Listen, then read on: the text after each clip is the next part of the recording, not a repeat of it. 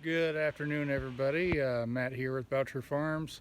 We had some questions on our drill. A lot of you guys know we traded it in for new model here, updated it quite a bit, and had a lot of questions on what the updates are on the new one. So let's go check it out. So let's start off with the row unit. That's where all the important stuff goes on. So let's start there. Really, not a lot of differences. If you compare factory, the gauge wheels and closing wheels and that from the factory, there's a lot of differences here compared to what we had upgraded it to. We had rebuilt this here 5,500 acres ago and installed the Neiman Ag urethane wheels with Carlisle rims, and also the Martin closing wheels on the back. Also the press wheel on the inside is also Neiman Ag. Now, at the time, Deere didn't have anything like this, so it was a big upgrade from what we had.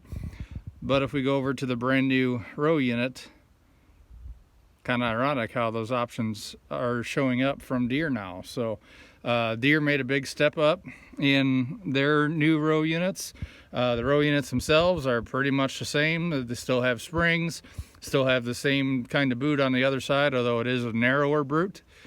And the wheels and the closing wheels are all, this was optional of course, but they're the same style that we had put on from Needham. Now, just generally looking across the units themselves, the new unit's a little bit taller, has a different style tank. The tank sits up a lot higher on the bottom side where the meters are. On the front here, notable differences are we have dual wheels in the front all the way around. They're bigger, they're wider, spread the weight out more, and we also have walking tandems on the main frame.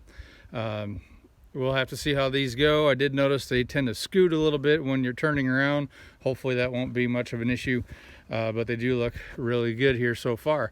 Also, from the cab, visibility is quite a bit different. You can see all the way through the gangs. You can see back underneath the tank.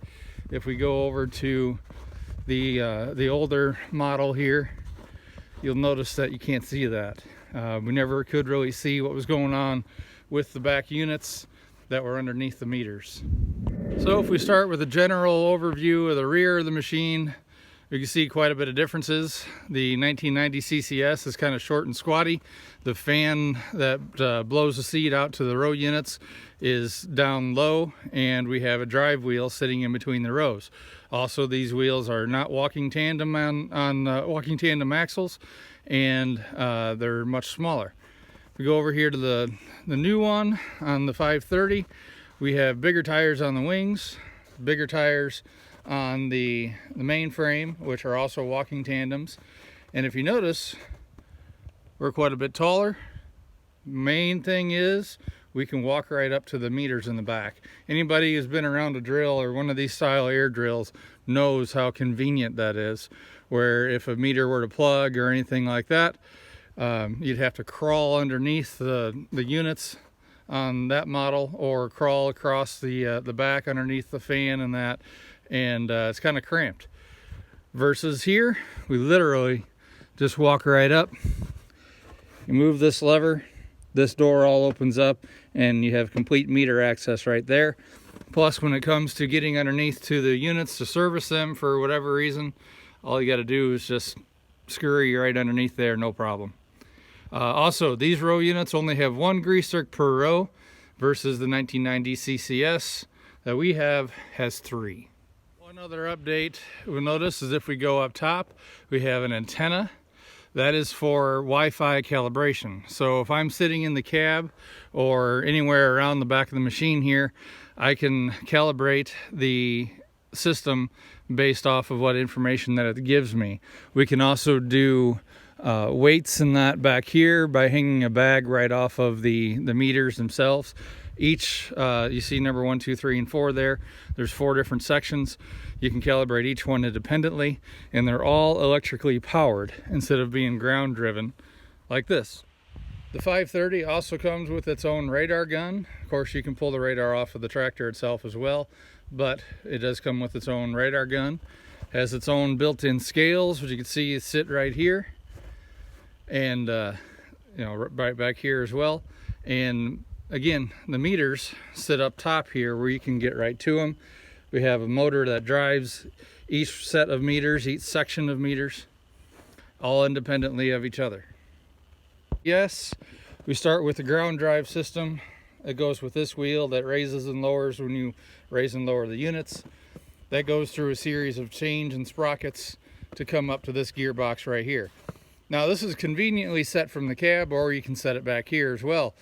But you kind of guesswork it a little bit, and eventually you do get it dialed in, and it is very accurate. We've ran a lot of different cover crops through this, a lot of different beans, and different size beans and that, and we were able to get it dialed in really, really well, especially since we added a scale to it. If you have one, highly, highly recommend adding a scale. But with the scale that's on these and the electronics that go along with it as well, it gives you a lot more information in the cab, a lot more information to your phone, and we can get it calibrated in better and quicker and sooner and be more accurate and more efficient with this model than we can the old one. So overall, I think I covered most of the basics.